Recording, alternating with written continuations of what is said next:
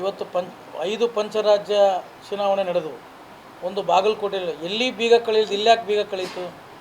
ಇವರ ನೆಗ್ಲಿಜೆನ್ಸಿ, ಇವರೇನೋ ಒಂದು ನಡೆದಿದೆ, ಚುನಾವಣೆ ಅಕ್ರಮ ನಡೆದಿದೆ. ಬೀಗ ಎಲ್ಲಿಟ್ಟಿದಾರೋ ಗೊತ್ತಿಲ್ಲ, ಏನು ಅಥವಾ ಅವ್ರ ಮನೆಗೆ ಇಟ್ಟಾರೋ ಗೊತ್ತಿಲ್ಲ. ದಾವಣಗೆರೆ ದಕ್ಷಿಣ ಕ್ಷೇತ್ರದ ಉಪಚುನಾವಣೆಯ ಸಂದರ್ಭದಲ್ಲಿ ಪ್ರತಿಯೊಬ್ಬ ಮತದಾರರಿಗೂ ಮೊದಲನೇದಾಗಿ ನನ್ನ ಸಾಷ್ಟಾಂಗ ನಮಸ್ಕಾರ ಸಲ್ಲಿಸ್ತೇನೆ. ಎಲ್ಲಿಲ್ಲ ಅಷ್ಟು ಬಿಟ್ಟರೆ ಯಶಸ್ವಿಪೂರ್ವಕವಾಗಿ ಮತದಾರರು ಭಾರತೀಯ ಜನತಾ ಪಾರ್ಟಿಗೆ ಮತದಾನ ಮಾಡಿದ್ದಾರೆ. ಜೊತೆಗೆ ಹಗಲು ಇರುಳು ನಮ್ಮೆಲ್ಲ ಕಾರ್ಯಕರ್ತರು, ಪ್ರಮುಖರು ಈ ಜಿಲ್ಲೆಯ ಎಲ್ಲ ತಾಲೂಕುಗಳಿಂದ ಮತ್ತು ರಾಜ್ಯದ ಎಲ್ಲ ಜಿಲ್ಲೆಗಳಿಂದ ಬಂದು ಪ್ರತ್ಯಕ್ಷವಾಗಿ ಪರೋಕ್ಷವಾಗಿ ಭಾರತೀಯ ಜನತಾ ಪಾರ್ಟಿಯನ್ನು ಬೆಂಬಲಿಸಿದ್ದಾರೆ. ಇವತ್ತು ಚುನಾವಣೆಯಲ್ಲಿ ಮೊದಲನೇ ಹೆಜ್ಜೆಯನ್ನು ನಾವು ಇಟ್ಟಿದ್ದೀವಿ. ನಾನು ವೈಯಕ್ತಿಕವಾಗಿ ಇವತ್ತು ಮೊದಲನೇ ಚುನಾವಣೆ ಎದುರಿಸಿದ್ದೀವಿ. ನನ್ನ ಜೊತೆಗೆ ಏನಿವತ್ತು ಟಿಕೆಟ್ ಆಕಾಂಕ್ಷಿಗಳಿದ್ದರು ಹೆಗಲಿಗೆ ಹೆಗಲು ಕೊಟ್ಟು ಇವತ್ತು ಹೋರಾಟ ಮಾಡಿದ್ವಿ.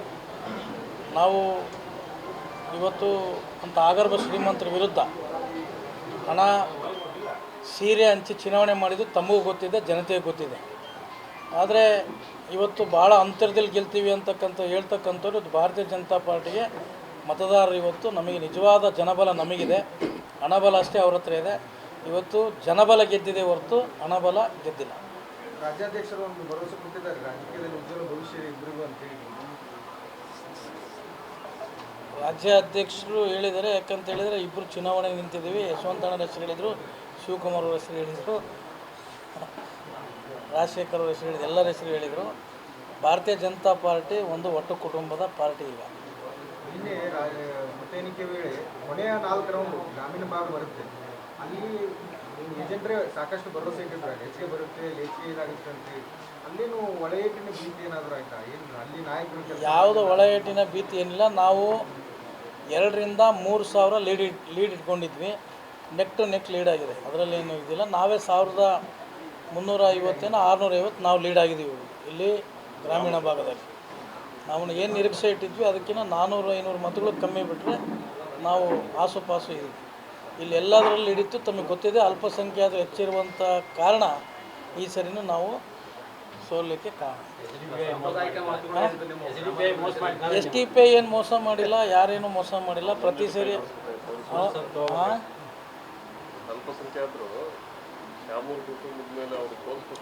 ಅಲ್ಪಸಂಖ್ಯಾತರು ಇವತ್ತೇನು ಕಾಂಗ್ರೆಸ್ ವಿರುದ್ಧ ಇವತ್ತೇನು ಕೆಂಡ ಕಾರ್ತಿದ್ರು, ಆ ಕೆಂಡವನ್ನು ಅವ್ರು ತೋರಿಸಲೇ ಇಲ್ಲ ಚುನಾವಣೆ ಸಂದರ್ಭದಲ್ಲಿ. ಅವ್ರು ನಮಗೆ ಸಹಕಾರ ಮಾಡಬೇಕಿತ್ತು ಅವ್ರ ವಿರುದ್ಧ. ಆದರೆ ಇವತ್ತು ಅವರು ಮತ್ತು ಅವರಿಗೂ 28,000 ಮತ ಹಾಕಿದ್ದಾರೆ. ಅವರೇನು 38,000 ಪೋಲಿಂಗಲ್ಲಿ 38,000 ಓಟ್ ಅವರಿಗೂ ಈ ಸರಿ ಗೆಲ್ಲಕ್ಕಾಗಲಿಲ್ಲ ಅಂದರೆ ಮತ್ತೆ ಆಗ್ತದೆ. ದಕ್ಷಿಣ ಕ್ಷೇತ್ರ ಗೆಲ್ಲಕ್ಕಾಗಲ್ಲ ಅನ್ನೋ ಒಂದು ಮಾತು. ಯಾವಾಗಲೂ ಕೂಡ ಅವ್ರು ಇರ್ತಕ್ಕಂಥ ಭಾಳ ಆಗರ್ಭ ಶ್ರೀಮಂತರು. ಯಾವತ್ತೂ ನಾವು ಭಾರತೀಯ ಜನತಾ ಪಾರ್ಟಿ ಇವತ್ತು ಯಶವಂತಣ್ಣ ಎಲೆಕ್ಷನ್ ನಿಂತಿರ್ಬೋದು, ಅಜ್ಜಣ್ಣ ಎಲೆಕ್ಷನ್ ನಿಂತಿರ್ಬೋದು, ಲೋಕೇಶ್ ನಿಂತಾಗೆ ಹೋಗ್ಬೇಕಂತ ಓಡಿಲ್ಲ. ಭಾರತೀಯ ಜನತಾ ಪಾರ್ಟಿ ಯಾವಾಗಲೂ ಸ್ಥಿರವಾಗಿದೆ ದಾವಣಗೆರೆ ದಕ್ಷಿಣದಲ್ಲಿ. ಭಾರತೀಯ ಹಿಂದುತ್ವ ಹುಟ್ಟಿದೆ ದಾವಣಗೆರೆ ದಕ್ಷಿಣದಲ್ಲಿ. ಯಾವತ್ತೂ ಕೂಡ ಭಾರತೀಯ ಜನತಾ ಪಾರ್ಟಿ ಹಿಂದೆ ಬೀಳೋ ಪ್ರಶ್ನೆ ಇಲ್ಲ. ಕಾನೂನು ಹೋರಾಟ ಮಾಡ್ತೀವಿ, ಆದರೆ ಅಲ್ಲಿರ್ತಕ್ಕಂಥ ಅಧಿಕಾರಿ ಸರ್ಕಾರಿ ಕೆಲಸದಿಂದ ವಜಾ ಆಗಬೇಕು. ಅದು ಒಂದು ಈಗಾಗಲೇ ನಾವು ಕೂತು ಸಮಾಲೋಚನೆ ಮಾಡಿ ಕಾನೂನು ಹೋರಾಟ ಮಾಡ್ತೀವಿ. ಜೊತೆಗೆ ಚುನಾವಣೆ ಆಯೋಗಕ್ಕೂ ಒಂದು ಅರ್ಜಿಯನ್ನು ಕೊಡ್ತೀವಿ. ಯಾಕಂತ ಹೇಳಿದರೆ ಇವತ್ತು 5 ಪಂಚರಾಜ್ಯ ಚುನಾವಣೆ ನಡೆದವು. ಒಂದು ಬಾಗಲಕೋಟೆಯಲ್ಲಿ ಎಲ್ಲಿ ಬೀಗ ಕಳೆಯೋದು, ಇಲ್ಲಾಕೆ ಬೀಗ ಕಳೀತು? ಇವರ ನೆಗ್ಲಿಜೆನ್ಸಿ, ಇವರೇನೋ ಒಂದು ನಡೆದಿದೆ, ಚುನಾವಣೆ ಅಕ್ರಮ ನಡೆದಿದೆ. ಬೀಗ ಎಲ್ಲಿಟ್ಟಿದಾರೋ ಗೊತ್ತಿಲ್ಲ, ಏನು ಅಥವಾ ಅವ್ರ ಮನೆಗೆ ಇಟ್ಟಾರೋ ಗೊತ್ತಿಲ್ಲ. ಪ್ರೊಸೀಜರ್ ಲ್ಯಾಬ್ಸು ಆಗಿದೆ ಸರ್, ಅಂದರೆ ಪಂಚನಾಮೆ ಮಾಡಿ ಆಮೇಲೆ ಅದನ್ನು ಬೀಗ ತೆಗಿಬೇಕು ಅನ್ನೋದೊಂದು ಆ ಪ್ರೊಸೀಜರ್ ಲ್ಯಾಬ್ಸು ಸಹ ಆಗಿದೆ ಅಂತ ಹೇಳಿ.